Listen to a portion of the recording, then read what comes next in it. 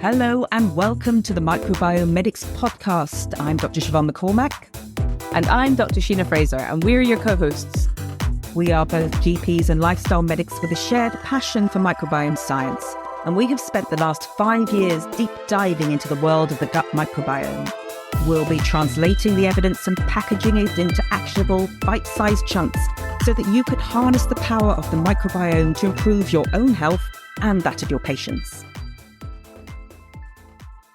Just before we start this interview, we'd like to remind our listeners to take a look at the Gut Microbiome for Clinicians course. It's available through bslm.org.uk. It's a comprehensive course on the gut microbiome which takes you from the basics to the clinical application of this fascinating new area of medicine. This course will empower you to use microbiome science in your daily practice. Hello and welcome to another edition of the Microbiome Medics Podcast. I'm Dr. Sheena Fraser, and today I'm joined with Lee Holdstock, who is the Soil Association's Senior Business and Trade Development Manager, and he's the resident expert on soil health and nutrition. So I'm flying solo today. Siobhan is busy working in her GP role, but she'll be with us for the next podcast, but I hope she's listening today. But before I bring in Lee, I just wanted to tell you that, I feel really strongly about ecosystems. So the quality of the earth that we are exposed to through farming and through the time we spend in nature is actually really important to the development of our human microbiomes. So it's actually one of the first podcasts we should have done, I think. It's one that I've actually wanted to do for a long time. So speaking to somebody about soil, about the health of the soil that we're exposed to at the moment, I think is really, really important. I've been a keen member and supporter of the Soil Association for over 20 years. So I'm really excited to speak to Lee today. They were my obvious choice because they're interested in organic farming, the promotion of that. I feel very strongly that it's through organic farming that we can expose our microbiomes to the best quality soil and the best quality microorganisms. So this podcast is all about finding out why that is and get lots more information on this from Lee. So hi, Lee. Welcome to the Microbiome Medics Podcast. Hi, Sheena. So I want to ask you a little bit more about yourself. But first of all, can you just explain to the listeners who may not have heard of the Soil Association what the Soil Association is and what it does? Sure, of course. We as an organisation have now been around for a surprising length of time. So we were founded in 1946 and have just celebrated a fairly big birthday. In terms of our origins, I guess you could say we have our feet very much in the sort of Ayurvedic movement, really. Our founders were a group of thinkers and luminaries who travelled to South Asia at the time of the sort of British Empire, pre-Second World War, and they had various different reasons for doing that. Some of them were travelling purely as part of research. Others were actually sent there as consultants. But I think the thing that was important is they all made what they felt was a common observation that where they saw farming, where there was a particular reverence for the soil and a care of the soil, they felt that they were also witnessing healthier populations in those places where farming practices took more care of soil. So all these years later, we're still talking about this. It's incredible. Over 70 years later, this vital link between health of the soil, health of plants, animals, and us. And today, the Modern Soil Association, we're a charity. And we also own a limited company, which is a certification company who I work for. And if you're keen-eyed, you may well have seen out on the shelves of the shops and on the internet the Soil Association symbol, which is our symbol of trust for consumers that assures them that a set of legally binding and additional private standards that predate those regulations have been applied and that product has been certified and inspected right from the farm through to the fork. And just finally, Sheen, to say the actual charity themselves who own the certification company are campaigning on lots and lots of different issues and are working in partnership with many, many organizations to deliver some solutions really to the climate and nature and health crisis that we're not facing into, we're actually living now. So whether it's farming and land use or whether it's healthy, sustainable diets, Soil Association are active I'm overwhelmed as someone who's been with them for a long time by the level and diversity of activity. Fab. So how did you get involved in the Soil Association, and what's your specific role? Okay, well, I've been with the organisation for an almost embarrassing decade and a half now, and I rather like the accountant that ran away from the accountants to join the circus. I kind of ran away from banking to join a small and vibrant organisation that at the time I saw its activity as very much aligned with the things that I felt were important when I was studying earth sciences. So I understood that this was an organisation that was tackling the damage to wildlife and the collapse of the ecosystems through a novel mechanism, and a mechanism I'd started to learn about as an undergraduate, that where we could actually, where possible, get markets to help operate as mechanisms for good, and saw the organic movement was doing this. So I joined as a very junior certification person, looking after people's licenses and checking their products, and not a single day has gone by when I haven't felt it's a privilege to be part of this band of dedicated people that are really trying to make the world a better place. Brilliant. Okay, and I don't know if we should just start at the beginning. So let's start by looking at soil and talking about soil, because I think that's obviously fundamental to your organization. Soil is teeming with bacteria and other microorganisms and organic matter. But tell me, what should soil look like? And tell me why the state of our soil matters. Yeah, I mean, it depends where you are. Soil is it looks like different things, smells like different things. But what I can tell you is, if you were to walk into a grass pasture now on a farm and dig a hole, and do make sure you've got permission before you do anything like that. But if you're picking up soil and you're smelling it, if it smells like damp drains, that's not good. That's a sign of a soil which has been abused and it's not necessarily as alive as it should be. It should smell sweet. So, there's an immediate, our senses can tell us immediately whether the soil is healthy or not. And you're quite right regards the way that we view soil. I think for too long, intensive industrial farming has viewed soil as essentially a medium for the three key chemicals that are added to it. So essentially, you could say we've been growing hydroponically using the three key chemicals out of a bag and thinking of the soil as just a medium to hold those and hold the water. And actually what we should be doing is thinking of it as a kind of rainforest under our feet. So in those critical few inches of soil, they're full of life. In fact, it's been said that a tablespoon of healthy soil contains more organisms than there are currently people on the earth. So it's important to think of it as very much a living system, and it has its own complexities and interactions and its own precise ecology. Yeah. So why does that matter to the soil? Because obviously, hydroponics work, don't they? So, we can grow things hydroponically and things still grow. So why do you think all the bacteria and the other organisms in there are important?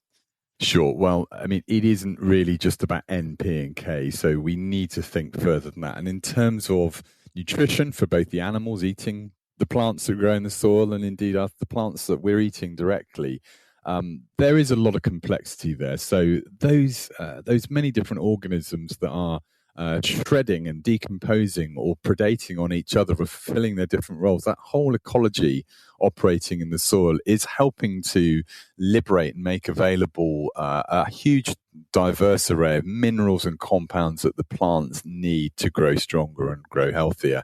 There is also an important consideration here that actually if soil structure can be damaged by the use of agrochemicals. So if agrochemicals are used, there are other effects on the plant directly. So we know that synthetic nitrogen can weaken cell walls in plants and make them more vulnerable to pests.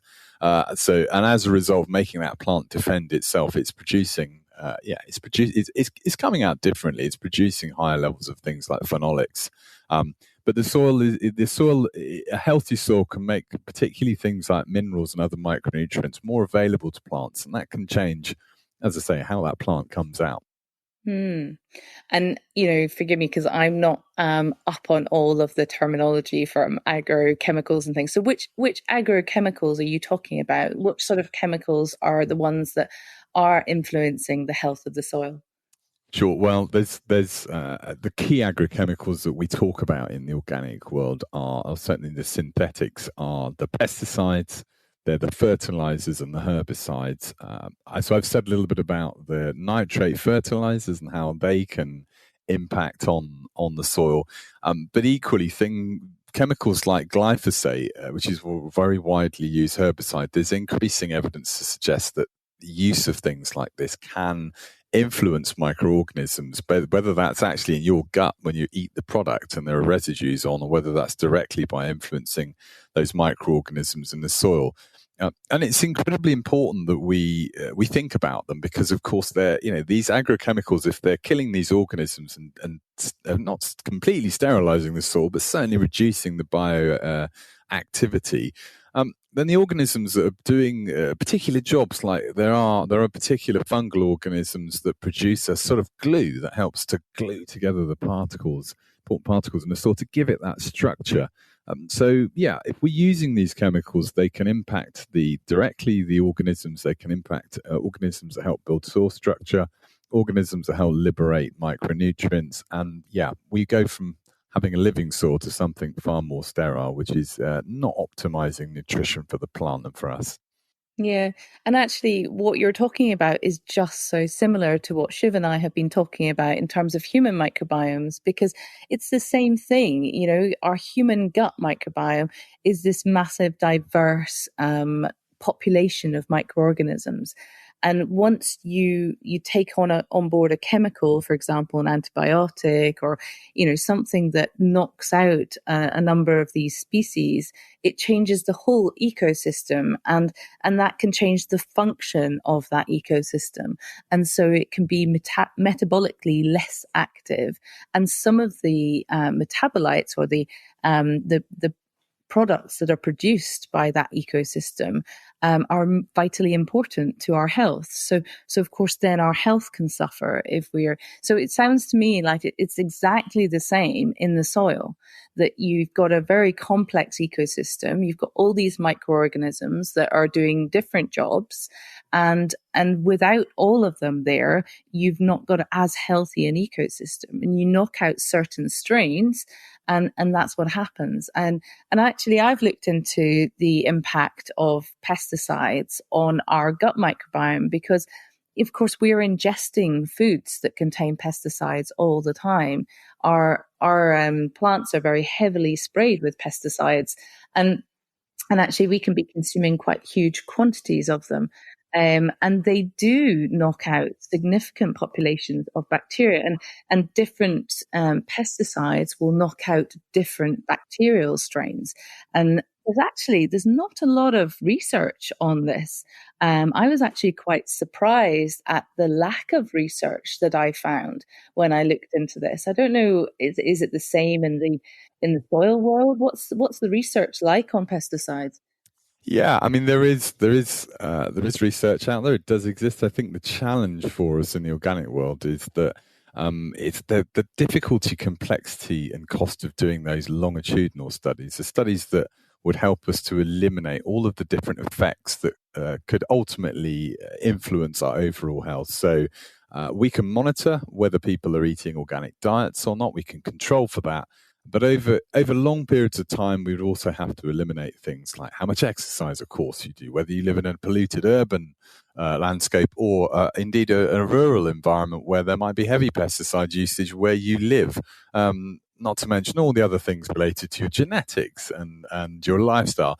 It's incredibly important to control for all those. And I think the nature of our research and development in the world today is very much around creating resource available for researchers who are looking to create a saleable product, of course, or service afterwards. Now, what we're selling here is not a product. We're selling a set of principles and a method of farming. So we often refer to organic farmers being knowledge intensive rather than chemical intensive, as there is an awful lot for landowners to understand and appreciate as they move into this transition to this more ecological way of farming. Yeah, I think we'll talk a little bit more about pesticides in a minute, but can we just talk about the difference then between an organic farm and a non-organic farm? Yeah, absolutely. It's a very, very good question, Sheena. And I think it's something that there's quite a lot of complexity here, and a big challenge for us is how do you get that across quite quickly on a label in a supermarket when you're picking up products. But if you want to understand the fundamentals, then very much the system is, well, let me start at the beginning. When our founders first talked about organic farming, it was referred to as closed farming. So there was an intention here, or an effort to try and close the loop around the farm, to make the farm itself a self-sustaining system. So some of the features you would see in organic farming would be, of course, the avoidance of synthetic agrochemical inputs, which I think is probably, particularly pesticides, is a common understanding of organic. People are motivated to buy organic food because many people understand it's helping them avoid residues of pesticides. But there's more to it than that. So some of the methods that we would use would be things like crop rotation in organic. So that would be not growing the same thing in the same place year on year to stay one step ahead of pest and disease, also to allow those soils to recover. There are certain crops that are very hungry, particularly when it comes to certain nutrients. So working on soil health and balancing that is all about moving your crops around and staying one step ahead. So give you a quick example. If you're growing an organic wheat crop, this would typically be done by an organic farmer as part of a fairly long rotation. So there would be, the land would be laid down for grass. Often that grass would include things like legumes, clover, for example, that help fix nitrogen in its roots from the atmosphere. So if you've cast your mind back, listeners, to your GCSE biology, you'll remember that peas and vetches and clover got this magical ability almost to pluck nitrogen from the air and get it back in the ground. So you might do that for anywhere between 4 and maybe even 8 years or longer before you then switch to a hungry wheat crop that will mop up all that nitrogen. So that's that constant rotating. The same with animals. We would see them moved around so that we don't allow the disease burden to build up in the soil where they're living. So there are certain parasites that if you keep them in the same place for too long, you're going to make your problems bigger. We are solar powered farming. So again, the way we get our nitrogen is not from fossil fuels. And most modern synthetic nitrates are actually produced from natural gas and use a huge amount of energy to do so, and release a lot of pollutants in the process. So we're solar powered, we use crop rotation, we recycle everything. So whether it's composting manures, growing green manures and digging them back into the soil, nothing is wasted on an organic farm. It's very much about doing that. We're also, one of the key principles is about working with nature. We're living on a planet where we've been evolving nature for over 1 billion years, well over.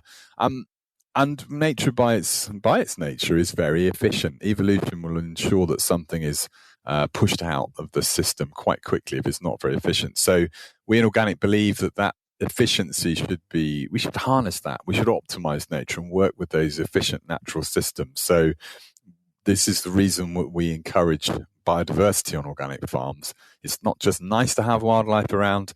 That diversity of life gives us some resilience. It makes it very difficult for individual pest species to take over and become a significant problem if there's an abundance of life there. Then you're going to get those predator insects that are controlling your pests. And of course, finally, there's a piece around livestock on our farm. So about making sure that they are as healthy as possible, positive health through reduction of stress, eating the right diets. If they're a ruminant, they should be eating predominantly grass. And also, again, this idea of closed farming persists in organic in herds. We still talk about closed herds. So not buying in your replacement stock from markets, but actually breeding your own animals, because one of the advantages of doing that is you can manipulate their genetics a little to suit exactly where you farm. So the same breed of livestock will work less well in different landscapes and different environments. Yeah, so it sounds like, it's really sort of back to a very, very natural way of farming, and essentially utilizing all of the things that you have available to you in that ecosystem and using it to your advantage, but also helping to encourage a wider, broader ecosystem of nature in and around the farm as well. I mean, it all sounds wonderful. What about the productivity of an organic farm? Because a lot of people argue that, that's just not sustainable, that you would need to use, modern farming methods with, lots of fertilizers and lots of chemicals in order to increase production, make things more streamlined, using the same field year on year for the same crop, which is what we see in the countryside. It's been the same rapeseed field outside my parents' property, where they stay for the last 10 plus years.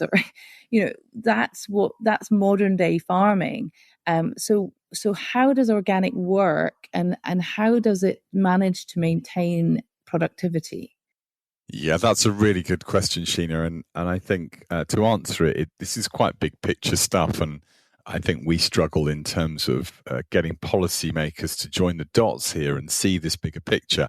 So to begin with, you're quite right that this is a farming method that, yields of product per hectare will change depending on the experience of the farmer, where they are, how long they've been farming organically, what varieties they're using, and right now we're in a position where climate is directly affecting arable growers in the UK's ability to get spring crops in. I know a lot of the arable guys are holding off and praying this rain stops so they can get something in the ground. But so the productivity can vary, but on the whole, we accept and we know that in organic systems, we're not going to be rivaling the kind of yields that you can see in chemical systems where all that energy is being piled in the form of chemicals, and then that's turning into food. And if you ignore the fact that you're kind of eating fossil fuel energy there, because it's got to come from somewhere, and that we should, on the road to net zero and decarbonising, we should be thinking harder about whether we want to do that. But on the point, are we all going to go hungry? Which I think is a common question about organic if we are producing lower yields. What I would say is there's some key things to consider here. So, interestingly, some years ago, a major French think tank called IDRI looked at exactly this problem, and they spent many years modelling what Europe would look like if there was a descent plan through to 2050. With the end goal being that the entire of Europe was effectively growing organically. What they concluded is, yes, we could do it. We could actually ensure there was enough food. And in fact, we could ensure there was even a surplus for us to export out of Europe. But this was contingent on a few other key things that we need to factor and do. We need to do things like embrace techniques such as agroforestry. So land managers need to move away from their fear of people planting trees on land because it devalues it. We need to think about growing horizontally as well as vertically. There are so many great advantages to doing so, not just around productivity. The second thing that needs to be considered is land lost due to poor management. We are losing enormous amounts of productive soils. 1/3 of our global soils are said to be heavily damaged or eroded or depleted. So we need to actually bring land that is increasingly not productive back into productivity to compensate. And finally, if we're going to continue to eat the same diets that we eat now as what's become referred to as the typically Western diet, then this is not going to be possible. Meat reduction is going to be important. A big chunk of our land area is used to grow feed for animals and livestock. by no means do we need to give up on it completely, but what we do need to do is cut down. And our meat consumption per capita has rocketed, particularly in white meat, in the last half century. So we're suggesting that a change in diets, a move away to more vegetable-based proteins, when we do eat meat, eating less meat, but eating better meat from systems that are better outcomes for nature and for animal welfare. And then we believe it's possible. We can do it, but it requires some intelligent policy thinking, and it requires change on the part of us as individuals. Yeah, and I think that's, if you were to be able to roll out more organic farming, then it would create a change in the type of food production we were having. Where at the moment we're producing huge quantities of cereals and oils like rapeseed oils and things like that. A lot of these plants don't necessarily work well in organic farms, and things like corn. Corn production in the world is huge, isn't it? And actually I've heard that corn is particularly damaging to the soil because of its very, very shallow root structure.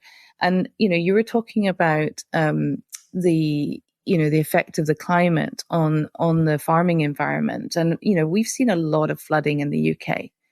And if you continually plant the same crop every year upon year on the same field, and if it's a shallow rooted crop, my understanding is that then makes the topsoil more shallow because you're using heavy farm machinery to harvest that crop.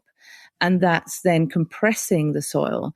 And so what you have on top is a very shallow root structure with very thin layer of topsoil that's not very nutrient dense because it's lost a lot of its structure, like you say, because we've used so much of these agrochemicals and the heavy farm machinery and everything on this soil. So it's not a very healthy soil. And then when we get extreme weather like flooding, that topsoil is being washed off. Is that what you're seeing? Absolutely. That's a really good summary, Sheena. And I think, it's important to bear in mind that a well-managed farm with soils delivers a certain level of climate resilience. So we know that well-managed organic soils, in terms of the sort of science out there, then studies have shown that we're actually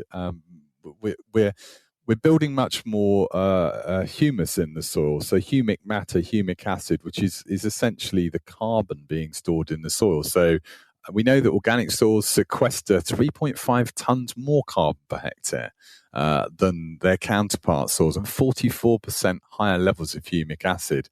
So that's a huge difference. And what you're getting there is not just a lot of carbon sequestration, but you're also, as you say, getting resilience to flood. So if that soil is able to hold more water, 1.5 times more water stored in a healthy soil. And as you say, if it's compacted, then all that runs off and it ends up, causing problems elsewhere. And I think it's really important when we're talking about humus and humic acid. I was fascinated to learn recently that the word human and the word humus come from a common ancient origin. So there's a little clue in there that reminds us that we literally are of the soil. So whether we like it or not. And so that, for me, it underscores that essential link between us and the soil. And I find it really interesting that, again, you're looking at flooding on one side, but what about drought resilience? The soil that can hold more water. The nutrients are not just captured in a thin layer at the top where they've been sprinkled on from a sprayer or a spreader, but actually they're distributed throughout a much deeper, healthier soil profile. Those roots will root deeper. They will therefore be more resilient. And I very much recall the late Peter Melcher, who was our policy director and one-time Greenpeace director, who was a farmer of arable crops in East Anglia, and he would marvel at his barley still standing up nice and green, his organic barley, when during a heat wave where his neighbouring conventional farmers, their crop had long since gone yellow and started to fall over. So I think we've seen there is evidence of it happening in trials, and we've certainly witnessed it on farms. So and going back to your point around corn and these other things, this is the reason the Soil Association are also part of the conversation about ultra-processed foods. We don't want to ban them, and we don't mind if you eat some of them. And indeed, some of them are, you're going to find the odd product which, depending on whose definition you use of what is ultra-processed, and I think it is still a bit confused, there are organic products that might qualify. So our position is actually we eat too many of them in the UK, and we definitely need to reduce them. And I think one of the motivations for us being part of this conversation is the healthy piece is I think a big part of that conversation. But for us, the ultra-processed foods on sale are actually driving and pulling these crops through our supply chains. They're creating a market for these empty calorie crops that we can heavily process and add things to them to tingle our taste buds and seduce us into eating things that are not particularly good for us, not particularly good for the land. Yeah, that's right. And I think we're up to, I think the average person consumes about 65% of their diet is ultra processed now, which is frightening. As a GP, I just see nothing but ill health now because of this diet. I am absolutely certain that these ultra-processed foods are playing a massive role in our health and the creation of chronic diseases like heart disease and diabetes and things. So for me, I would like to see a move away from ultra-processed foods and a move to more natural whole foods. And I think, again, that's what the Soil Association stands for. On the sort of food side of things, let's talk about the quality of food that we get from organic farms versus the non-organic farms. Because, the quality of our food is affected by, how we farm it and how we create it. So what does the Soil Association find on this? Yeah, again, it's an area that I think I would qualify by saying we need more research. We need those longitudinal studies. But what we can know through the science that we've seen is that if we farm differently, if we look after the soil, then and the animals in that system, we farm with nature, then we do see differences in the way products come out. I think one area of science which I think we need to see more research on is nutritional density. There are studies that have been conducted in the US that suggest that because we are pulling more and more crop yield from the same area of land and we are not necessarily restoring and regenerating soils, then the nutritional density of a pound of flour now versus 50 years ago is reduced. There are some specific things that we've seen around products that actually change. So fruit and vegetables, for example, a significant meta-analysis led by Newcastle University some years ago looked at 343 scientific papers that were past the criteria, very transparent and rigorous criteria. And they concluded that the meta-analysis concluded that in some cases there were phenolic compounds. So when we're advised to eat the rainbow, these bioflavonoids are, of course, the things that give the plants. They're your indicator you're eating a good dose of flavonoids when you're eating different color fruit and veg. Well, some of these polyphenolic compounds were up to 69% higher in the organically farmed fruit and veg. So flavonoids specifically were 69% higher, but there are also higher levels of other things like still beans, which are some researchers are connecting them with an ability to control cancerous cells. There are all kinds of interesting things that we're starting to learn. We don't know enough about the effect of these polyphenolics on our health yet, but again, there is emerging research that suggests there are health benefits for us. There are a few other things that have come out of that research. So lower levels of cadmium in fruit and vegetables. So it's a heavy metal that's a byproduct of synthetic fertilizer production. And the interesting thing about cadmium is once it's in your system, you can't excrete it. So you build it up throughout your lifetime. So these are clearly things we'd like to avoid, and organic farming is. And interestingly, the Newcastle Nafferton team started to look at about a year and a half later, as I recall, at milk and dairy products. Unsurprisingly, they found a similarly significant differences. So the omega-3 and 6 balance of organically produced milk was much better for us in terms of what we need in our diet for controlling things like inflammation, and of course we've skewed that by avoiding certain fats. We've all been told to avoid animal fats. We've been told to go for those vegetable fats more and more. And we've been farming livestock, feeding them a significant amount of grain and carbohydrates and starches that changes their meat and milk and doesn't give us that fatty acid balance. So they found 23% more desirable polyunsaturated fats in organic meat. They found 47% more beneficial omega-3 fatty acids in organically reared meat and milk, and less of the undesirable saturated fatty acids. So yet again, we feed these ruminants that have evolved to eat grass and forage. We feed them the wrong things. We keep them in poor conditions. We exaggerate their genetics in a certain way. And, the last laugh's on us because we're eating that food and it's not doing us a lot of good. Yeah, no, I totally agree. And it's a completely different product when it is fed an intensively reared diet. It's like us eating an intensively reared diet.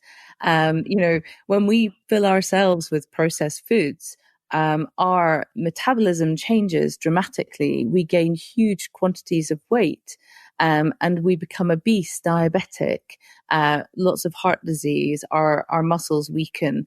We develop a lot of fat stores, and the fats within us aren't very good. So it's exactly the same with the battery hens that we're producing, or the intensively reared salmon in our salmon farms. And, everybody still believes that salmon's healthy. And I grew up with a father who was a wild salmon fisher in the summer holidays. Throughout the whole of my upbringing, we went up to the West Coast, and we were fortunate enough to eat nothing but wild salmon in my childhood. And wild salmon's an incredibly different product to intensively reared salmon in salmon farms. My father did research on the effect of pesticides on these animals and the amount of lice within the populations of farm salmon and how that impacted on the wild salmon population. But in addition, as you say, the wild salmon contain a lot of omega-3s. They're a very lean fish. They don't have a lot of fat in them because they're exercising so much. they're swimming such big areas, and so you're getting a meat that is very lean. The fats that they do contain are very good fats because they're consuming a natural diet, whereas the animals in the intensive farms who are fed a sort of grain-based diet or an abnormal diet for that species because they're intensively rearing it to gain weight very, very rapidly. These animals do have a very, very different fat profile, and that's what you're consuming, and that's what you're then taking on board. So I completely agree with you. I've always felt this way about organic food. I think, unfortunately, the way organic foods are viewed is still not wonderful. I mean, people still view organic products as overly expensive and only really for posh people. And it's quite interesting. I mean, I always bought organic milk for the surgery. When I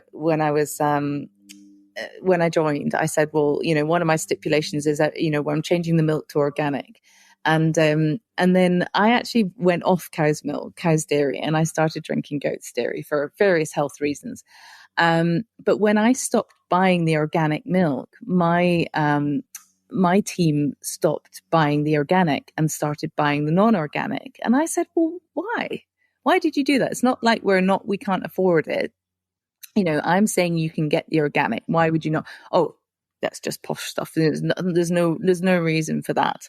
They don't understand that there's any kind of beneficial difference in eating or consuming organic milk versus the non-organic milk. Even when I tried to explain to them that there was a difference and that, it was actually a better product to consume because of the fat ratios and things, they still didn't buy it.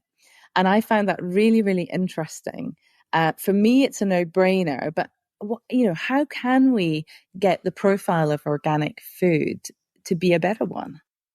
Yeah, and it's a really interesting point you make about the perception. I think price remains still the biggest barrier for consumers when we survey consumers why you would steer away from organic.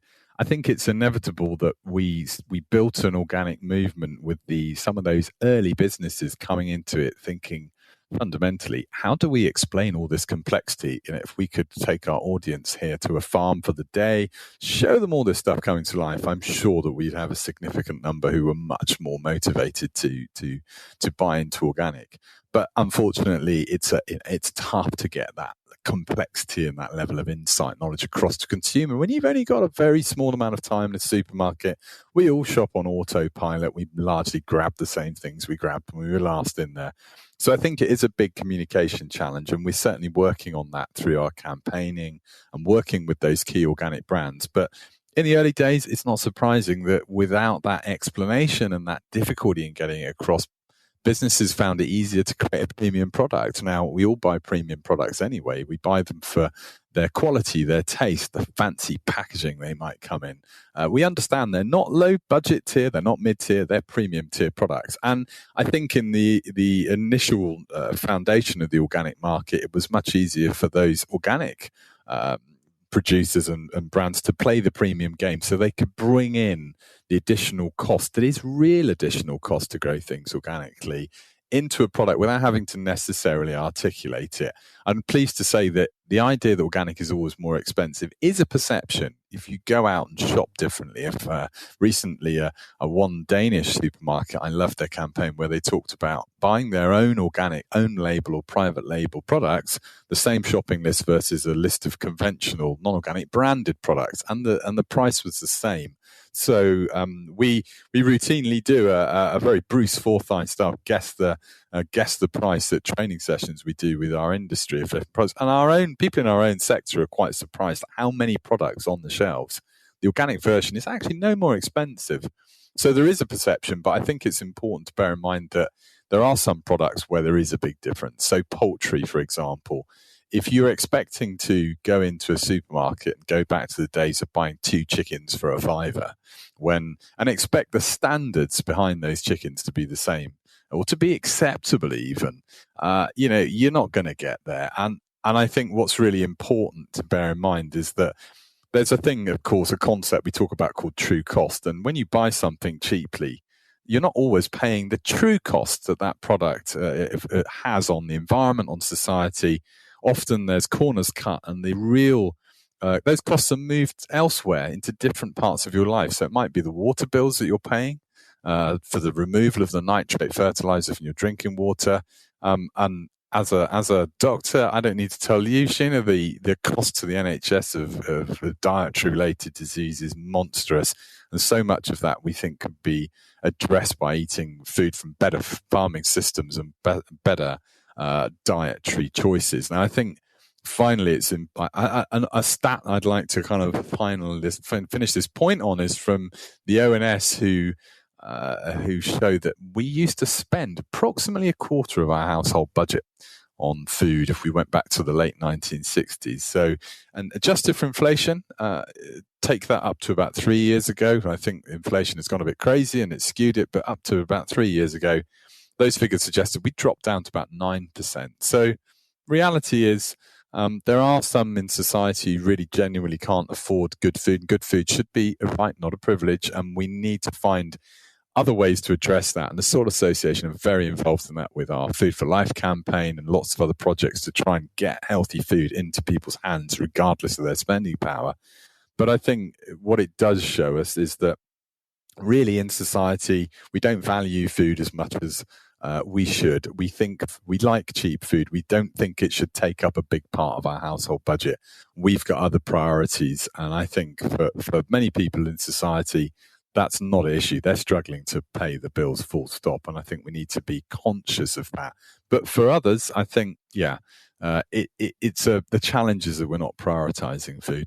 It's interesting. I mean, I was fortunate. My parents always brought me up on a pretty natural diet, and we avoided intensively reared animals. My parents were very, very against the use of agrochemicals and pesticides, and very against intensive farming. And I was put in front of the telly to watch documentaries on intensive farming harm, when I was about 10. So, I've been exposed to this, and I've realized, I think a lot of people don't actually understand the realities of intensive farms and actually how grim they really are in terms of, the type of life that those poor animals have. So just from that perspective, it's pretty dire. I would much rather that, I eat meat, and I would much rather that, the animals that I eat were actually given a little bit of a decent life for the times that they have. And they were exposed to daylight and allowed to run around in a field, rather than being chained to the floor or kept in a tiny coop and unable to move. So, just from that perspective, I'm very against intensive farms. But also, I'm somebody who would take a chicken and use every bit of that chicken. So, I have friends who would buy a chicken, eat the breasts, and throw the rest away. We've got quite a wasteful society now of people, whereas, that meat for me, if I bought a chicken, I've got a family of 5. So the meat that is in the chicken would do me 2 meals for the family of 5. Either, as a roast, or I would then take the leftover meat and make a curry or makes a pie or, make something out of it. But then I would take the bones and I would boil the bones. And that's the basis for all of my soups. And I would utilize those. But one thing that I think people don't realize is that if you boil the bones of an intensively reared animal, you'll get very little out. That animal hasn't been weight bearing that much. It hasn't been developing a decent bone density, or, it's got it's quite a sick animal, really, with a poor immune system. There's very little bone marrow, and the collagens are lacking in that bird. And so, you actually can't create a good stock from a non-organic bird, or, a non-free range bird, even, an animal that has been treated like that, you get very little nutrition out of it, like you say. So for me, it would be pointless, because I need that bone stock to make my soups. And I sort of, believe quite strongly that these are the sort of things that enhance our nutrition and enhance our own, human health. So I don't know if you have any more information on that, but I've certainly felt very strongly about the quality mattering in terms of my own nutrition.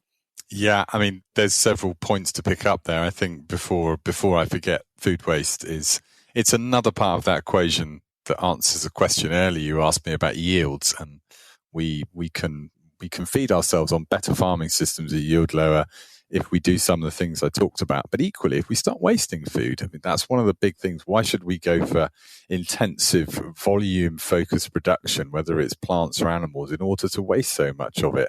We're cutting all those corners and doing all that damage just so we can throw more product in the bin. It doesn't make sense. But I think going back to poultry specifically, you're quite right. There's another great example where the last laughs on us. We speed up the production of poultry. So typically a table bird will be from chick to kill weight in just 40 days in an intensive unit. It's approximately twice that in organic. So the animal has, as you say, longer to build up its strength. So we see these appalling images of overly populated poultry sheds with animals that are sitting in litter, and the ammonia in the litter is causing hock burns. I think those of you out there that are really keen-eyed, I know that people have been told to look out for those in the supermarket on the chicken's legs, because that's a sign of a of a low welfare production system. So yeah, you're absolutely right. And it also, while you're talking about that, I'm very mindful again that, you know, as a doctor yourself, Sheena, I'm sure, and I'm going to assume here, but I'm sure you've been trying to persuade patients to not take antibiotics when they don't need to take them. We're only beginning to understand the implications for our public health system in the last 10 or 20 years of overuse of antibiotics. Well, I think it's not brilliantly well understood that 45% of antibiotic usage is in livestock and in farming in the UK.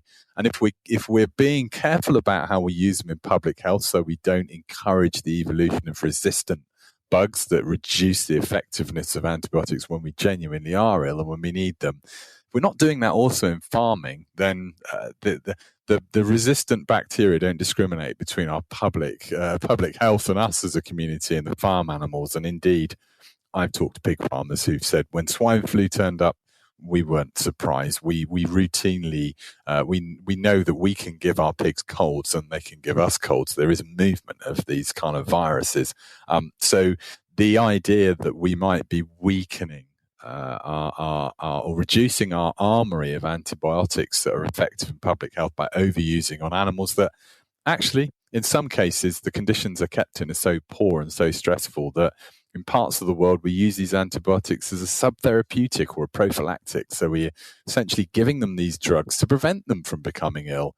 And I think on that final point, when you consider that in parts of East Asia, there are actually some of the antibiotics that we, and I think in the NHS, would consider last line of defense. I think things like vaромycins that are reserved for people who are not responding to commonly used antibiotics. These are actually being used in pig farming as a prophylactic. So I think that gives you some idea of how irresponsible we are being globally with antibiotics by the way that we're using them in farming. And again, there is anecdotal evidence. I haven't seen anything peer-reviewed yet. I'm going to hold my hands up here, but of antibiotic residues coming through in some of those meat and milk products, and again, affecting things like how fast curds and whey separate in cheese made with organic milk versus non-organic milk. So some anecdotal stuff out there that's quite surprising.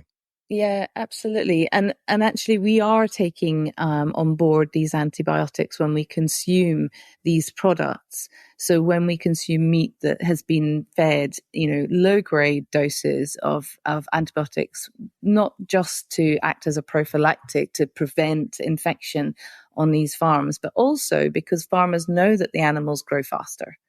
I mean, you take low dose antibiotics all the time, you put on weight.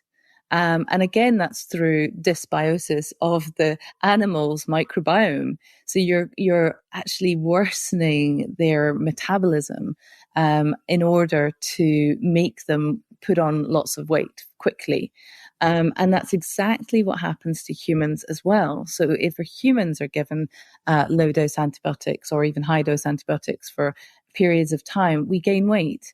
And actually, that's another reason why intensively farmed animal meat is actually making people put on weight. So it's, I think it's a no-brainer. The organic system, if you have to give an organic animal an antibiotic because they have a genuine infection, my understanding is that animal can't be culled until that antibiotic is out of their system. Is that right? That's right. There are withdrawal periods associated statutory with veterinary medicine. So an animal can't be culled or its milk can't be sold or any product of it until that withdrawal period has expired. In organic, we tend to take a precautionary principle where there is a lack of research, but our intuition is there could be risk here and nobody has convinced us that there isn't. We can put in standards which are based on that precautionary principle. So for withdrawal periods, as we call them, we've increased those with an organic to give us a bit more safety margin. There are, interestingly, one of the few areas in which US organics arguably is tougher than European organics is, for example, where they're treated with antibiotics. Those animals have to be removed from the organic system altogether and can never return. We don't have the luxury of huge parallel herds in the UK where we can simply take that not organic animal out and pop it into the neighbouring non-organic herd. In fact, we have rules that prevent us from having the same animal in the same owned farm unit of the same type, organic and non-organic, because we think chances of someone sneaking under a fence and finding themselves out of the non-organic herd into the organic herd, or it just have that level of proximity and overlap, we think creates risk of integrity, so we don't allow it. So it gets quite complicated around this whole issue of antibiotics. But again, I think it's about positive health, and I think while you're talking about intensive farming systems, I think it's a really important that we sort of stop and pause and say, what we're not saying is that we don't want to polarize farming to the degree that we say all farmers who are not organic farmers are bad farmers. I think there is a continuum, and we see farmers who choose not to be organic doing excellent things for animal welfare and practice. I think the point here is that as a consumer, if you're buying directly from the farmer, and you can go and talk to them and understand what they do, and you've got that connection, which we really encourage in the Soil Association, because our disconnection from the land and farmers is partly a part of the problem. We don't even know what questions to ask if we did meet a farmer. But if you are dislocated, if you're out there in this anonymous supply chain where you're going to a retailer and buying a product and you can't talk to the farmer, you don't know where it comes from, that's when things like organic are really important, because it gives you that certainty, gives you that assurance that actually this supply chain has been checked to ensure nothing has been contaminated or substituted. And it really does come from a farmer who is meeting those minimum thresholds for practice. Mm-hmm. And I'm going to go on and talk a little bit about human microbiomes. But before we do so, on that point, what does the Soil Association do to certify something a farm is organic? Just to reassure people that this system actually works, and the product should be one that you can trust. Yeah, well, we everything in that supply chain, right from the farm through to the final end product, once it's packaged and it's labeled and it's safely contained, every operator in that supply chain needs to have an annual audit at least. So we will visit and we will check every aspect of their operation, check their documentation, their record keeping, ensure fundamentally they've not added anything to that product that we wouldn't allow. And the organic standards do restrict things like additives and processing aids. So there are hundreds of E numbers. Really was excited, Sheena, that they were going to be renamed B numbers after Brexit, but that hasn't happened yet. There's still E numbers. But nevertheless, there are lots of them permitted still, and we only permit a very small number of those in organic. So if an additive is controversial in any way for human health, or indeed environment, we take that precautionary principle. And it's surprising how we don't have a problem really in terms of the breadth and width of the organic food offer out there, even without them. So again, it's an area that we suspect there's additives give us a bit of an ability to cut some corners sometimes on food, which is not what we're about at all. So we will be checking for that. We'll be checking that the amount of organic material purchased balances the amount of material that goes out as a final product, that the labeling is accurate, and that they haven't done things like cleaned machinery with things that would contaminate the product. So there's an awful lot to consider in a factory in terms of pest control, record keeping, cleaning, separation. And on a farm, again, it's arguably even more complex because it's all about maintaining those many, many standards around the management of the land and the livestock. And I would also finally point out that listeners might be surprised to hear that we do in excess of 10% unannounced inspections, which is considerably higher than for other certifications and assurances. So if you're unlucky, the Soil Association certification auditors will spring upon you at zero notice to find out, see if they can find anything wrong. And again, we tend to find actually, rather than finding that an inconvenience, our licensees are often reassured by that because it's only emphasizing and underpinning the rigor. The harder we are on them, the more they can confidently claim for their consumers and shoppers that their product is a very high integrity offer.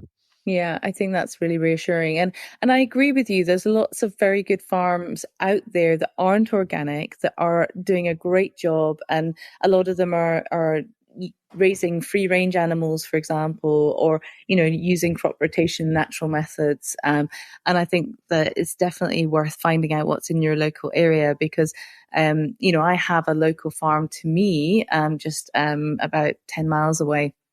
And they're actually delivering me some chickens and some ducks tomorrow that are they're not organic, they're free range, and they pride themselves on bringing these animals up in a very natural way with natural feed, and the product is superb. It's a very different product to the one that I see in the supermarket, and so I like to support local farms. So I don't always buy organic, but I like to support both. And I agree, if it's a really good product like that, then I think it's worth supporting. So I wanted to talk a little bit about human microbiomes, because we've talked a lot about soil and stuff, and we've mentioned a little bit on human microbiomes, but I think just to emphasize the point, it's really important, because I'm a microbiome medic. I'm all about what it's doing to us. And I think, we've always recognized that, like you say, people that are living in rural areas with good farming techniques, they tend to have healthier lives. They tend to live a little bit longer, have less disease. And I think we have recognized that over the years. And in fact, there's a thing called the hygiene hypothesis that was talked about many years ago, and still very actively talked about today in medical circles. And essentially the hygiene hypothesis is that if you're exposed in early life to lots of viruses, bacteria, then and the endotoxins from those bacteria, then you tend to have much less incidence of allergies, atopy, which is things like eczema and asthma, and autoimmune conditions and things. So the theory, because this was all sort of the hygiene hypothesis theory, was sort of pre a lot of the microbiome science. And they felt that this was because we were essentially training our immune system early on in life. And that early training of the immune system, and largely through the gut, was actually enhancing our immune system and making it less likely to go a bit haywire and create these diseases. And that still stands to this day. But what's really interesting to me is that nowadays we're finding out a little bit more nuances around this, because microbiome science has really kind of taught us a little bit more about the microorganisms and the ecosystem. So now that we can study these microorganisms within the ecosystems, and we can understand what these microorganisms do, we're now beginning to home in on why the hygiene hypothesis is a thing, and why it's important. And I actually came across a really interesting study from 2018. It was by a couple called Alireza Bulurian and Zara Moshtahedi, right? Can't say their names very well. But anyway, what they looked at was an organism in the soil called Streptomyces. And I don't know if you know much about Streptomyces, but it's a type of actinobacteria. And it's really interesting because our pharmaceutical industry uses this bacteria, and they use it to create 2/3 of our antibiotics. And they also use it to create a couple of other very important agents. One's called tacrolimus, which is an immunosuppressant used in cancer therapies and for lots of skin disorders and things, as well as a cream, and rapamycin, which is another anti-cancer agent. So this is quite an interesting bacteria that has been obviously quite highly studied by the pharmaceutical industry, but it's present in soil. In good soil. And interestingly, it's also present in the human gut. But it's one that is not, it's not in really high numbers in urban dwellers. It's in higher numbers in rural dwellers and in hunter-gatherers. And we think that it's one of these organisms that's kind of on the way out, because of the urbanization of humans. But interestingly, as you can tell from the pharmaceutical industry's use, it has really important effects on our health. So it actually is very sort of antibacterial. So it helps us to fight infections. But it's also got this incredible anti-tumor effect, so anti-cancer effect. And these scientists were suggesting that the lower rates of this streptomyces in our gut might also be making us more liable to develop things like colon cancer, which is really, really interesting. So again, if you're exposed to soil more readily, so if you're a gardener, you have a nice patch of land that you can be exposed to the soil regularly, or if you're in the countryside and you're able to step out into nature and be closer to the soil and get exposure to dirt, readily, or if you have pets, pets will expose you to dirt, dogs, cats, they will bring the dirt into your home. These kind of things will actually help to enhance our microbiome by increasing the biodiversity of our human microbiomes on our body, and hopefully help to protect us from all these diseases. And I think, it's interesting to watch the science develop, and I think we'll find more and more of this type of information from the studies of our ecosystems and why, the biodiversity of the soil is so important for the biodiversity in our own ecosystems. And I think it's absolutely fascinating. And as I hear you talk, Sheena, it's kind of triggering all kinds of reminders of this interconnectedness and this complexity. So our founders, as I said at the beginning of the recording, right back in the 1930s and 40s, they felt intuitively there was this vital connection between us and the soil. And that's why we're the Soil Association. And I find it truly exciting that the science is actually starting to move with us, and it not just in terms of dairy farmers who've really gone down the rabbit hole on nutrition and are starting to work out what herbs they need to grow in their pastures to help animals control worms. You don't have to use synthetic wormers to do that. Chicory is a natural antithymetic, and it will control the worm burden inside an animal. In fact, some animals will, given the freedom and space to do so and enough diversity, will go along the hedgerows, and there's evidence that they'll self-medicate.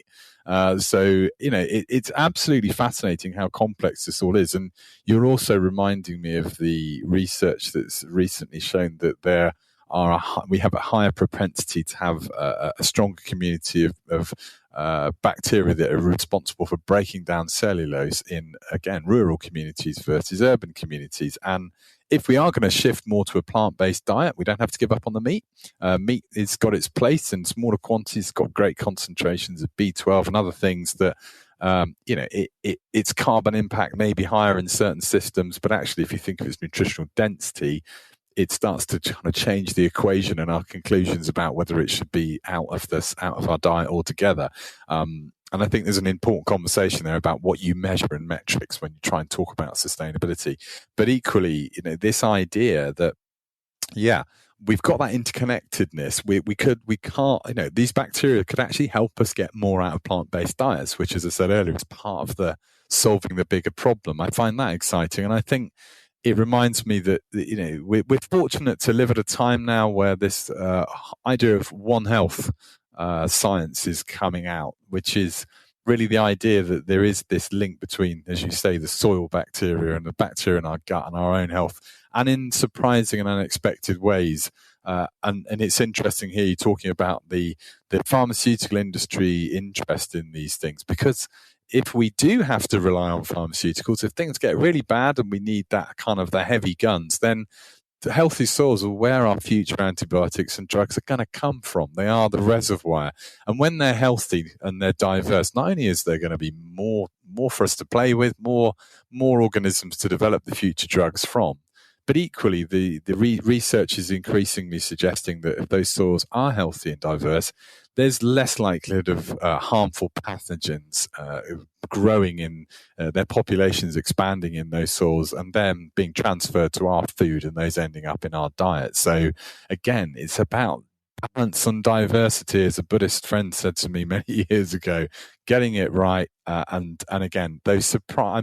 I'm truly never failed to be surprised by the complexity of the food and farming system and how many interactions and connections. And organic is essentially a movement and an approach that understands and respects that and tries to work with those connections and And I guess you could say we shun that oversimplification and those silver bullets and the very linear reductionist way of thinking about the world.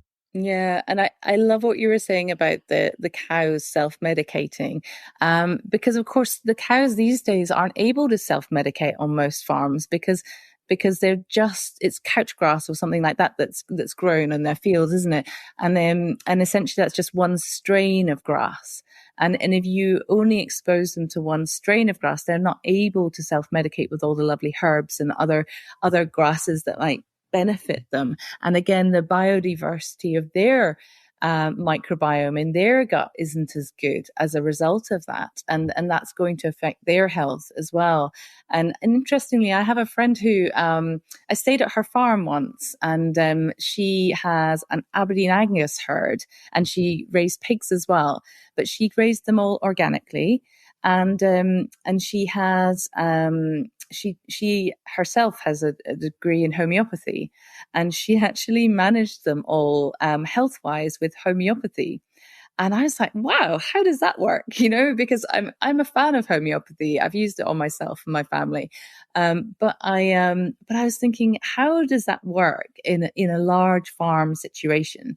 And she actually had found that when she moved to homeopathy, she had to her antibiotic usage for a start plummeted. She hardly ever used an antibiotic on any of her animals. She managed to treat them homeopathically for most disorders that they encountered, and she found that they were a much healthier species. She had much lower rates of disease than the local farms around her.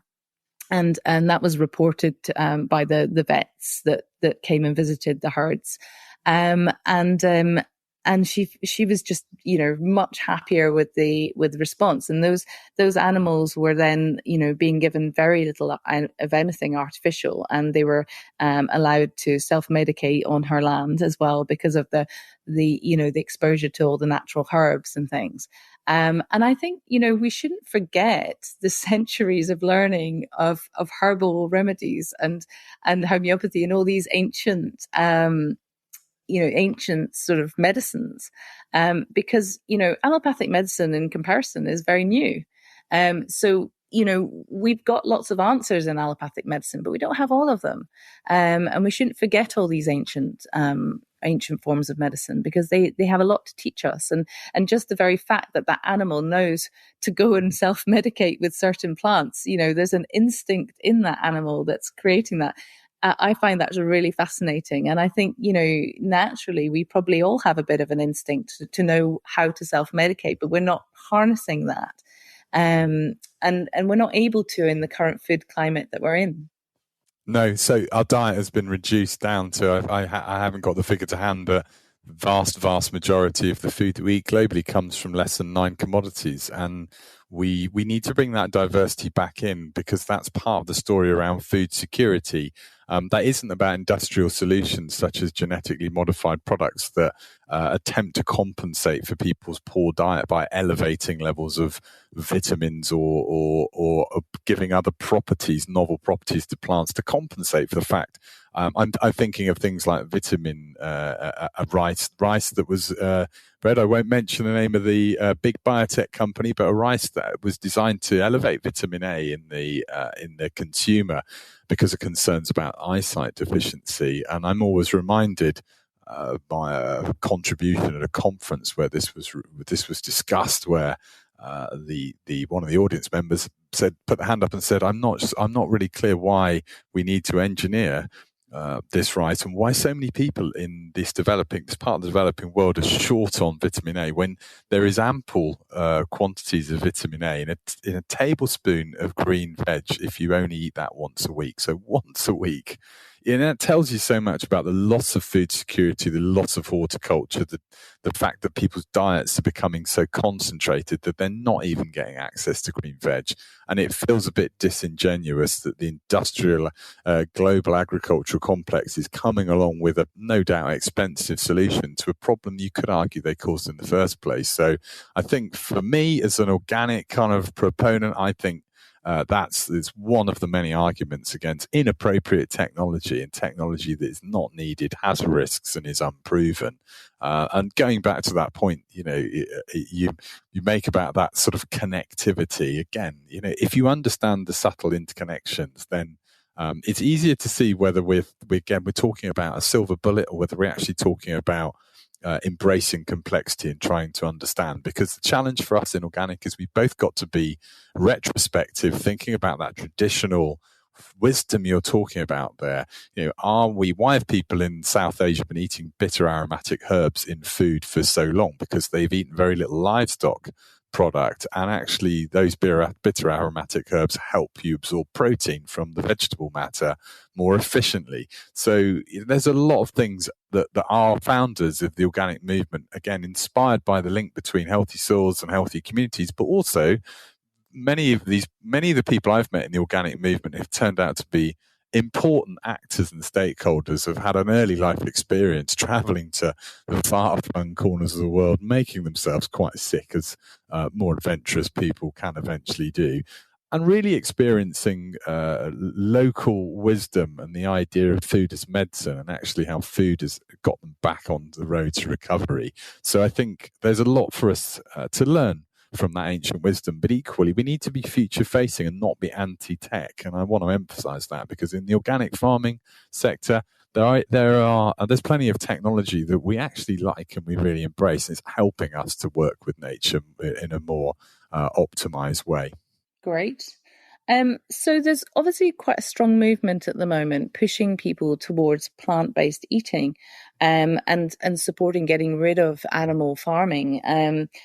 What's the Soil Association stance on this? Again, going back to, I think, what I mentioned earlier, our position is really about, we don't have a particular view that people should give up meat. We think meat and livestock farming has a place.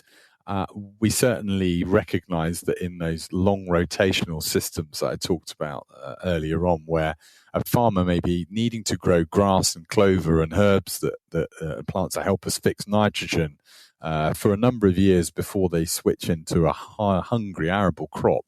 You need to ask the question: what are you going to do with that grass for those interim years? So mowing that with them mechanically would be extremely expensive, would have a big carbon footprint. If you had gone out to mow your lawn when the weather's nice, the stuff grows pretty quickly and you're back there with your mower before you know it. So it would be, it's not realistic to do that. However, if you use livestock, then not only are they great lawn mowers, they're also fertilizing the soil and adding to the nutrient in that part of the cycle. And equally, you've got something to eat at the end. So I think the problem we've seen is that there have been some very outdated and poor methodologies and metrics which have excessively demonized meat. The science that has informed those measures is necessarily not the latest science. It's always behind the curve. And we're learning a lot more every day about the carbon in the system. And actually, we see that livestock has a place in farming systems. In some systems, it isn't necessary. But I think, in summary, what we would be saying is pointing back to the issue that there's too much in our diet. We eat too much of it. And actually, when we do eat meat, there is scope for us to eat a meat which is of a higher standard, that has higher welfare and comes from a more sustainable farming system. Yeah, and I think the other thing about meat, I mean, meat's got a very bad reputation as being, very bad for our health and, all this sort of stuff. But actually, what you don't find is very good studies looking at the difference between, the organic meat and the non-organic meat. And, you and I have already talked about how, it's a very different product. And I think there's an awful lot more nutritional content from, an animal that's been brought up properly, or even a wild animal, and something that's been intensively reared. And I can see why meat has a bad press nowadays, because, intensively reared animal meat is terrible. It's an awful product. It's not particularly healthy for us. So unless you're going to incorporate good quality meats into your diet, I think that it's not particularly great for your health. So, as a GP, I would encourage people to at least try and aim for good quality free range animals, or even wild, going for something like deer, pheasants, things that have been out of fashion for eating for a while, but they've had a natural diet, and they contain better nutrients, and they're better for us. And I've studied a lot of nutrition, and personally, I find it easier to have meat in my diet to get all the B vitamins and all of the proteins, the amino acids, and the omegas that I need in my diet. I prefer that, but that's a personal choice, and a lot of people can manage on a plant-based diet very effectively, but it takes a lot of effort to get that balance in a plant-based diet. I think if you're able to do that, then that's a great diet for you as well. Absolutely. And if someone is choosing not to eat any livestock products, they're helping us, you could argue, compensate for the people out there in our community that are eating too much. So it's all incredibly helpful from a sustainability perspective. But for you as an individual, I would completely agree. I think what we're doing in livestock systems in organic is arguably the very antithesis of what we're seeing, for example, in US zero grazing systems, where animals are not eating grass, they're eating these empty calories that we talked about. They're eating byproducts of the arable industry. And unsurprisingly, when we give animals ruminants food that is not really what they've evolved to eat, and we keep them in concrete yards where they're up to their bellies in effluent and waste, then I think the situation in US beef production got so bad that if anyone wants to watch the film Food Inc. again, it's a bit long in the tooth now, but it's still highly relevant. I think it got so bad that they were actually seeing significant growth of dangerous E. coli populations within those animals that were being transferred into the meat supply chain, to the extent that after consumer death, the meat industry in the US, which was then controlled by a couple of very, very large companies, were tumbling meat in sodium hydroxide in order to effectively kill off any potential bacteria on the meat. Now, when we've got to start tumbling meat in chemicals to kill dangerous bacteria because the farming system is entirely malfunction, it should be a red flag that we need to change something quite urgently. Totally agree. Yeah, it's worrying, and actually, I heard recently on that new Netflix program that Tim Spector was involved in, and they were talking about that, and how actually there's still quite a considerable amount of the meat available in America that actually has quite harmful pathogenic strains of bacteria in it, like Salmonella and E. coli. So yes, these meats are better cooked for a long period of time in order to kill off these bacteria, but not nice to think about your meat containing these things. Okay, I wanted to mention in terms of the plant-based eating, I also wanted to mention that the pesticides within the plants, because if you do have a fairly plant-based diet, there was an interesting study just a few years ago which showed that if you switch to a sort of Mediterranean-style diet with a lot more plants in your diet, but you don't go organic, then your exposure to pesticides in those plants went up 7 times. And that can be considerable, because as far as I'm aware, the way they work out the pesticide dose per vegetable or per portion is very much worked out in that respect, isn't it? It's a dose per vegetable, but actually when you consume a lot of vegetables, so if you have quite a high plant-based diet, you could actually inadvertently be exposing yourself to quite huge quantities of pesticide when you add all of these vegetables onto your plate. What does the Soil Association say on that? I think this is a really complex space, because I think on one hand, we don't want to discourage people from eating vegetables. I think if you could only afford to eat you can't afford to eat organic, and I would say there are ways that you can find organic produce, go and buy directly from farmers. reduce your reliance on processed food and pre-prepared food, and brush down those skills, get those cookbooks off the shelf. There are ways and methods that you can use to kind of make good food more affordable for you. But if you really are struggling, again, I think it would be a case of following Tim Spector's advice, picking one or two things you eat a lot of and maybe prioritizing those.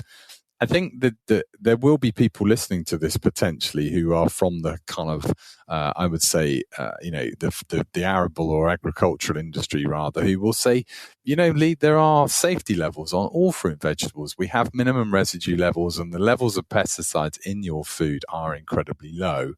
What I would say is, again, and it comes really from the Soil Association, trying to create a holistic system. I hesitate to use that word because it sounds so terribly hippie, but a system that is all interconnected and it works, and we're not thinking about things in linear terms. We don't see pesticides as particularly helpful to making the whole work well. But for you as an individual, it's really important to think about the unknowns. And again, a precautionary principle for you, we do not understand the potential synergistic effects of multiple low residues of multiple pesticides on the same product. Some products are sprayed multiple times with multiple chemicals during a growing season. And I think as a sort of, we need more research to demonstrate. There is research emerging suggesting that certain pesticide residues have a role in endocrine disruption, potentially it could still be carcinogenic or mutagenic.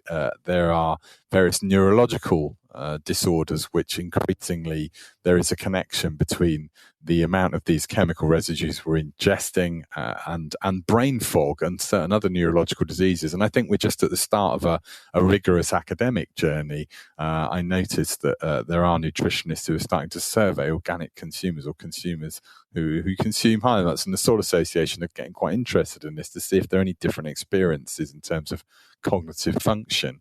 But again, it's a precautionary principle, and I think we published a report a couple of years ago called The Cocktail Effect, and I think you can download that online if you search for it. It'll give you a full breakdown of some of the concerns and the unknowns around the use, even at low level, of the use of multiple pesticides and the residues existing on single products of sometimes from multiple chemicals and how they may interact. Yeah, and it's probably worth people being aware that there are some plants that are more heavily sprayed than others. For example, the cereal crops, because don't they spray glyphosate just prior to harvest of things like oats and cereals, which helps the grain to open? Is my understanding. It can. The challenge with agriculture is we want uniformity because we want efficiency, and there are certain crops where different parts of the crop will dry out at different times. So oats are a good example, and glyphosate is quite frequently used, I think it's fair to say, on oat crops that are grown non-organically as a desiccant to evenly dry out the crop prior to harvest, and it can happen in other arable crops as well. My sympathies are with those producers because, of course, on the one hand, they would like not to use these things, but on the other hand, they're no doubt being reminded that the alternative is to put those grains through maybe gas dryers, use large amounts of fossil fuel to dry those grains out. So it's easy to see how they've been persuaded. But there are other ways to do that. Is again, we need some restructuring in our supply chains to accommodate some of this lack of, nature by its nature is diverse and a little, there's variety, but we love uniformity. And this is what I think, and the efficiency that can drive, that's what we like. And that's why our food systems are geared up to it. So yeah, we'd like to see a move away from the use of glyphosate. Go online, Google it. You will find endless studies that are increasingly starting to implicate glyphosate in all kinds of health issues. And going back to your point earlier on, Sheena, about gut health, that's one of the latest biggies, is that there is evidence, and I'm thinking of a paper by Lehman Caddy et al. Looking at low-dose glyphosate exposure, altering gut microbiota composition and modulating gut homeostasis. So there is research suggesting that these low-level residues in our food are having an impact on our gut health. And as you've so eloquently illustrated earlier on, that has spin-off effects for all kinds of other issues related to our health. Yeah, and it worries me because, you could cumulatively be dosing yourself up quite highly with pesticides without realizing.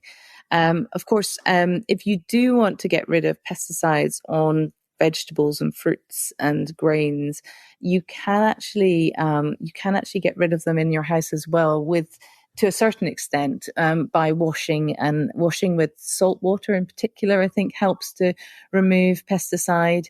Some people use sodium bicarbonate, but you can use that to try to rinse off more of the pesticide from your products if you don't want to buy organic for whatever reason.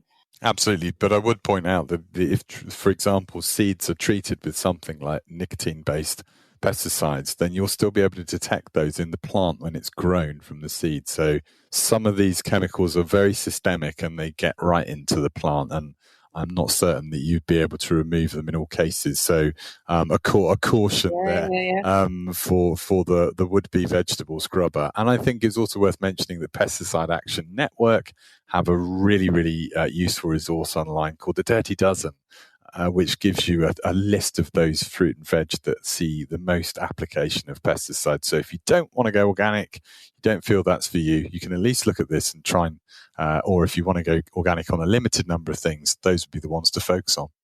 Yeah, fab. That's definitely worth looking at. I use that myself. Going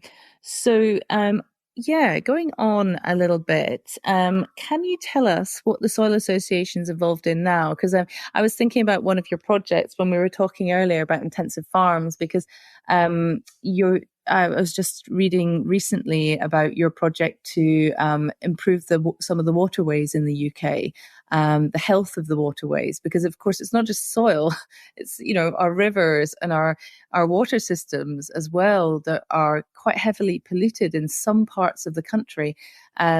So tell us about that project that's going on. Yeah, it's born of really an increasing focus for us as a sort of organisation with a strong a hand in sort of influencing policymakers and influencing the public to persuade those policymakers to make better decisions about our food and farming. So we've been talking a lot recently about nutrient cycling. So if you drift over the channel towards Holland, you'll get an impression of what a political hot potato nitrogen has become as an issue.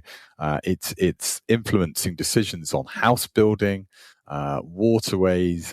There are farmers being paid large sums of money by the Dutch government to actually get out of farming altogether, because the areas that they're farming in have become so nitrate vulnerable that actually the only solution now is to stop any kind of farming happening them. So that's a pretty desperate situation.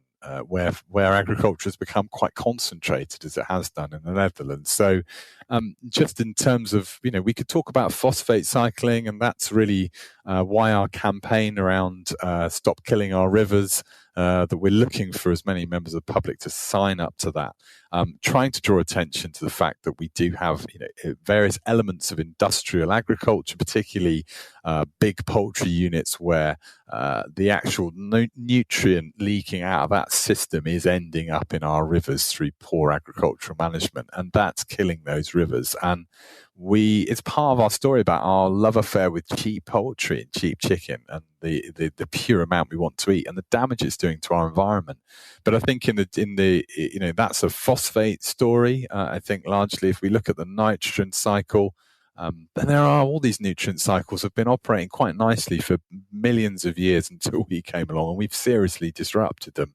So just to give you an example of how much we've disrupted the nitrogen cycle quickly, 55% of England is designated as a nitrate vulnerable zone now. So we're edging towards the situation that they have in Holland, where we're really going to have to start thinking about how much nature and the ecosystems are going to be damaged by the pure amount of nitrogen finding its way into the wrong place. And you might find, and that creates all kinds of problems. So nitrous oxide is released from farmland. That's 120 times more powerful as a greenhouse gas than CO2.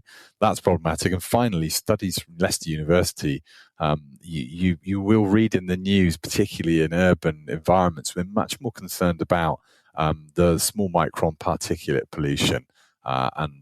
If, like me, you've stopped using, your wood burner and you've changed the car you drive and done all these things because you're concerned about it, you might be surprised to learn that a quarter of the particulate pollution in London is actually not from sources within the city, i.e. combustion. It's actually from farmland outside the city and is blowing into the city. So agriculture and getting our nitrogen cycle wrong is doing damage to our waterways, our wildlife. It's even damaging our lungs. So this is the reason that the Soil Association are focusing on campaigning around correcting these things. So our strapline for one of our camps last year was there's no net zero without fixing nitrogen. So it's an incredibly important topic that we're quite passionate about. And that does make a lot of sense. I mean, at the end of the day, I'm not sure about the climate side of things, but certainly, I want to live in an environment where my waterways are clear, they're not polluted by either human waste or agricultural waste.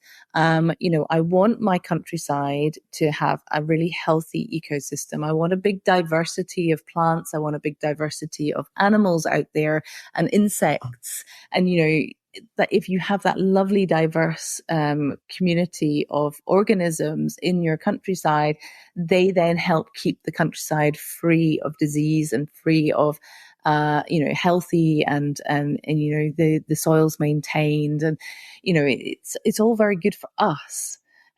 Whereas we are abusing our ecosystems, and the intensive farming techniques are abusing that, and we need to find ways out of this system. And I like to look a little bit closer to home on these matters, because at the end of the day, this is where I've chosen to live. And I would like for my ecosystem out there to be good. I'd like to be able to jump in the local river or the sea and go for a wild swim, because that's another passion of mine. But I'm worried now because of the amount of pollution that there is out there. And I want to be able to step into the countryside without worrying about the pesticide exposure from the farms and worrying about, what sort of, what I'm going to encounter chemical wise.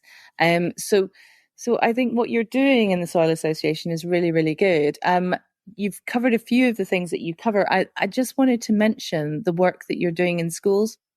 Yeah, I think it's an important one to mention. I think going back to the point about, we have a strategy which we're working around called Organic for All, and we're really focused on how is it we can take organic further out of that niche where the perception is, and the reality sometimes that it's more expensive.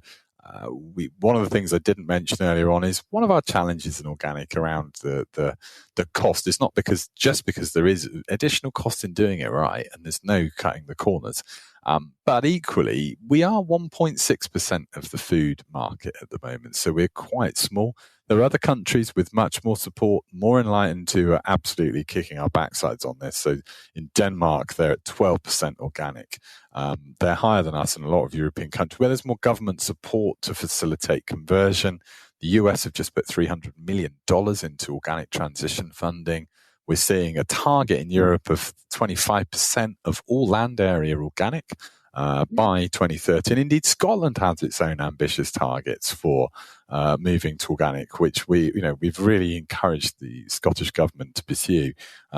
So I think there's a great deal of movement in the right direction, but equally we suffer from, we're still at 1.6% because we don't get that support in the UK as part of the story. And whilst we're there are inherent scale of economy issues. Things are more expensive for us because we're small, proportionally. So we believe that by expanding the organic market, by pulling it out of some niches, by the right interventions and levers, we can start to move towards the sort of levels of organic sort of penetration in the market that we're seeing in those other European countries. And that will help us make parts of the organic sector more affordable and more accessible to more people. But this isn't a new thing. And I'm glad you mentioned the school food, because in Denmark, one of the things that's really helped them is that they have a national cuisine mark. And over the last 15 years, they have a gold, silver award. And they've moved to a policy where all public canteens, be they schools, government buildings, hospitals, they have to meet the silver mark. Now, the silver mark is 60% organic ingredients is required. And that's mandatory across Denmark. So I think it's incredible how they've managed to kind of support through government mandate this and help build up the scale. We haven't had that in the UK. So many years ago, as a response to a report that we wrote, it jointly was supported by the food brand Organics, the baby food brand. We exposed that children's school food was at the time down to as little as 36 pence spent per child. We exposed the levels of salt, sugar and fat in the food that they were eating. And just really, I think it always astonishes me, Sheena, that when people are at their most vulnerable life stages, when they're young, when they're sick, when they're old, when they're in a care home or whether in a hospital or at school, we give them the worst food. And, this is one of the criminal things about nutrition and state, I think, and that we need to resolve. So for 20 years now, we've been moving forward the Food for Life campaign. We reached a peak, and I think we've fallen back a little bit because of local authority and public sector spending restrictions. But we reached a point where we were certainly approaching 2 million meals served every day in the UK that were meeting our Food for Life bronze standard at least. So the bronze standard was about freshly prepared food, moving away from the tuck it in the microwave and reheat it. So, and that involved quite a sea change for some kitchens, which we found that the cooks and the kitchen staff actually really enjoyed getting the cookbooks down, getting a crate of vegetables coming in from an organic farm and saying, wow, what on earth do we do with the celeriac? We'd better get the cookbooks open. And the satisfaction for them as somebody who can be creative again and not just reheat it, as somebody who's paid to reheat food. So we've rolled this out in schools, hospitals, etc. And at the silver and gold level, then you start to see the introduction of organic and other ethically sourced ingredients, such as RSPCA is recognised. And it's about building those points slowly. There's even a points in there for a meat-free day.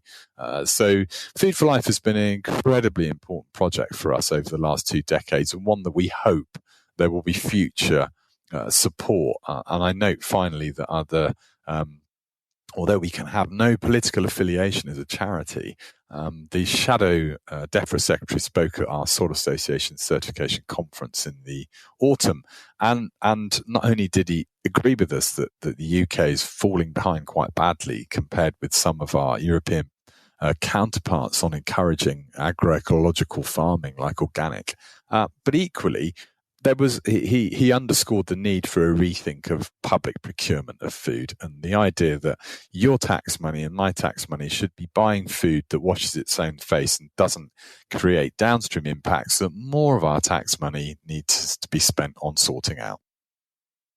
I mean, I think it would go a long way to helping the health of our nation if that was the case. I think it's wonderful what you've done with the Food for Life project, because I've certainly seen changes in our own schools locally. The primary school in particular, has reduced the amount of processed meat. It's reduced the amount of sugary foods available. It's now cooking the majority of the foods on site. Although I have to say, there's still not enough work going into education of cooks, because my kid's biggest complaint is not about the actual food and the menus. It's the cooking of the food, and sadly that's an issue still, because places like schools and things are not putting the effort into teaching people how to cook properly, and so when they're serving up these beautiful vegetables burnt, the children are leaving them, and unfortunately that is happening in our local school. But what I would say is that I would like to see, and this is a shout out for anybody who might be interested in improving the health, the nutritional aspect of food in hospitals, because I have multiple complaints from patients about the state of the food in the hospitals. It's so dire, so poor. I had a load of photos from a friend recently who went in with appendicitis, and he photographed all of his meals, which were all inedible, all yellow or grey in colour, no fresh fruit, no fresh vegetables. When you're recovering from a serious gut disorder, what you need is good nutrition to re-establish a healthy gut microbiome, and without it, this is dangerous. And I think one of the reasons why people are susceptible to infections in hospitals, why their health is deteriorating in hospitals, is because they're not getting adequate nutrition through the diets that they're given, and in fact, in some cases, they're not even getting sufficient calories.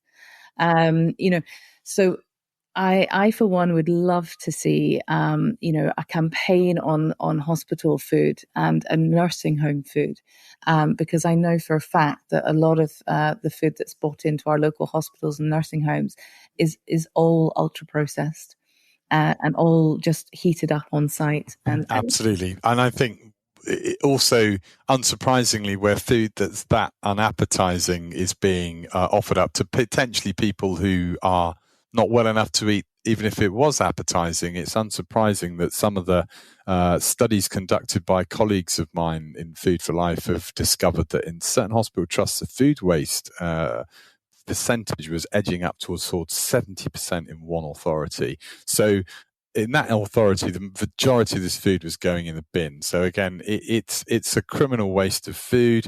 It's not helpful for the context. And again, when we look over the continent, I'm sorry if there's any Danes out there listening, and I'm sure they'll be delighted to hear me bigging up Denmark again. But the hospitals in Denmark could kind of resolve these problems with practical interventions like clinical staff being joined up with catering staff and communicating properly so that meals were not going out to people who were nil by mouth or had discharged themselves. There were smaller portions put out, and then if people were still hungry, a top-up trolley comes around 3 times a day with snacks and top-ups for people who have got an appetite and want to eat. So with these simple interventions, something like not even talking about the nutritional content of food, which is so important, as you say, in that context, but just looking at food, eliminating food waste, plate waste specifically, there are a bit of imagination and coordination, and we can do much better. There's a Food for Life, I think, has been diving into all of these things, and I finally I'm heartened by stories of these team members going out to care homes and ending up going from a care home where people are eating poorly and locked in their rooms and not engaging to residents actually being outside digging up the flower beds outside.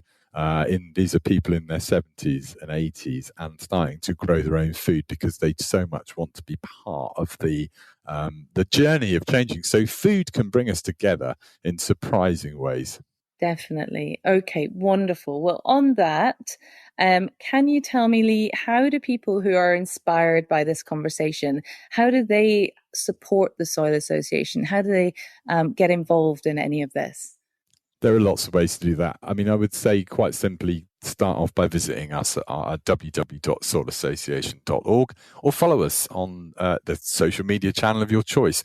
You'll get a good insight into the different activities where we're asking citizens and consumers to engage with us. We are a membership charity, so we're always grateful for people supporting us directly and joining us because this is a big mission that we're on, and we've got a lot of work left to do, whether it's in improving forestry, which we haven't even talked about, and peatland codes, right through to the issues we have talked about, like improving our nutrition and making communities healthier. So absolutely, do visit us. And I would say, the other thing that you can do is when you're shopping, do think about these ideas, think about these choices, look out for the organic logo, and maybe give it a second thought if you've listened in today and have been inspired and learned more about what we're trying to achieve. Because I think one of my biggest frustrations is that I know there are a chunk of consumers out there who I am sure look at it and think it's just a marketing ploy or something like this. And there's so much more to it. It's so disappointing to learn that. But I can understand how some people who are not familiar with what we do might think that, but actually, as I say, as we've discussed, there's so much more to it. So yeah, and there are big problems. We've discussed big problems, but don't get anxious. I was listening to someone on Radio 4 yesterday who begged me to kind of write myself a personal 10-year list of the different things I'm going to do as my own personal action plan. And I would like to think eating a bit more organic would certainly be on my action plan, along with a few other things. So speak to power. Go and talk to your retailers, tell them what you want, vote with your feet, vote with your pound, vote in the ballot box for a better food and farming system. Fantastic. Thank you so much, Lee. I would urge everybody out there to consider joining the Soil Association. They're a brilliant charity. They're doing so much good work. And I continue to be inspired by the work that they're doing. I'm a member. Join everybody. It's fab. It's been such a pleasure talking today. I actually could talk to you all afternoon. I've got so much I could say because it's a real passion of mine. I am obsessed with everything that the Soil Association is doing. So thanks so much. And that's it for today, listeners. Thanks for listening. Take care. Bye. Thank you so much for listening to this episode of Microbiome Medics Podcast. We really hope you enjoyed the content and we welcome your feedback. We'd love to hear any suggestions